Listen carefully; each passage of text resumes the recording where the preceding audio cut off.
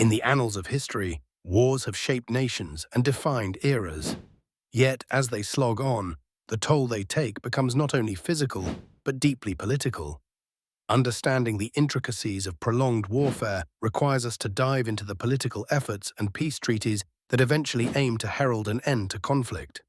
Today, we unravel the complexities behind these efforts, mapping the arduous journey from relentless strife to peace. Historically, some nations have found themselves trapped in prolonged conflicts stretching over years, sometimes even decades. The political calculus in such dreadful episodes is intricate, involving delicate negotiations and painstaking diplomacy.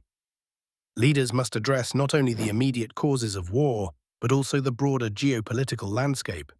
These efforts are often spearheaded by international coalitions or institutions, with entities such as the United Nations stepping in as mediators in an attempt to cease hostilities.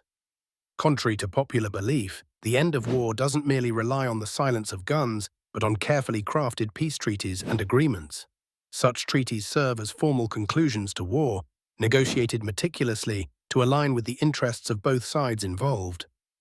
The Treaty of Versailles, following World War I, illustrates how peace processes can be a double-edged sword. Designed to prevent future conflicts, it inadvertently sowed the seeds for World War II due to its severe reparations and territorial restrictions on Germany.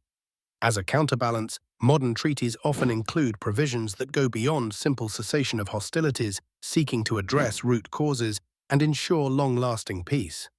For instance, the Good Friday Agreement in Northern Ireland not only facilitated a ceasefire, but also laid down a framework for governance, recognizing cultural identities and striving for economic cooperation.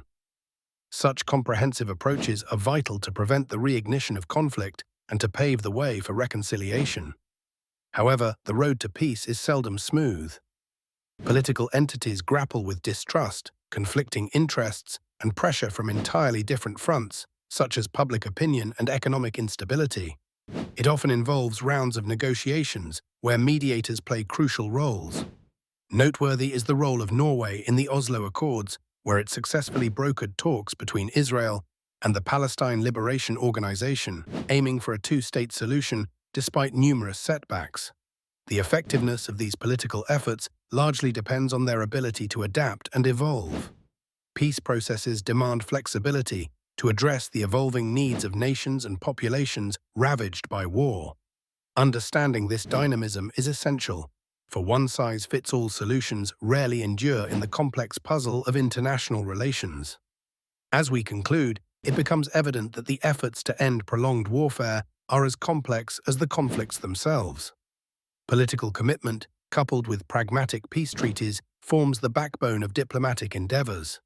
These are not simply about signing a document, but are profound expressions of hope, resilience, and humanity's quest for harmony. Ending prolonged warfare is about creating sustainable peace, and while the path may be fraught with challenges, it is a reminder of our enduring aspiration for a world where differences are resolved through dialogue rather than devastation, ensuring a better future for generations to come.